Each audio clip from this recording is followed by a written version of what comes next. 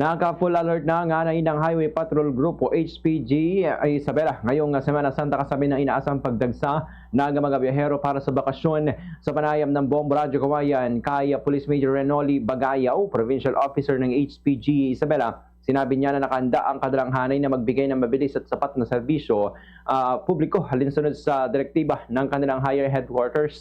Ayon kay Police Major Bagayaw, mayroon daw mga inilatag na deployment plan ang kanilang tanggapan kung saan nakapokus ang kanilang mga tauhan sa mga pangunahing kalsada at terminal, partikular na ang isang terminal sa lungsod ng Kawayan. Ipinaliwanag ng opisyal na bagamat bagyang mababawasan ang regular na mga checkpoint operations, hindi ito tuluyang mawawala at isasagawa pa rin ito sa koordinasyon ng mga territorial units.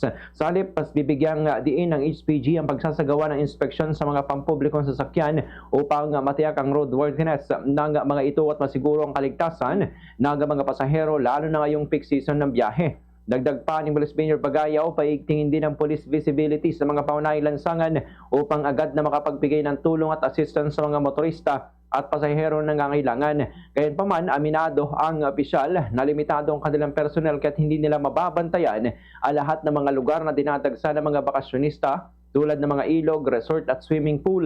Sa halip, itutuon ang deployment sa mga strategic areas kung saan mas kinakailangan ng presensya ng kapulisan. Sa huli, pinaalalahanan ng HPG Isabela publiko na tiyaking nasa maayos na kondisyon ng mga sasakyan at sumunod sa mga batas trapiko upang maiwasan ang aksidente at maging ligtas ang paglalakbay ngayong Semana Santa at summer vacation na Sumbak 2026. Ganito ang bahagi ng pahayag ni Police Major Renoli Bagayaw.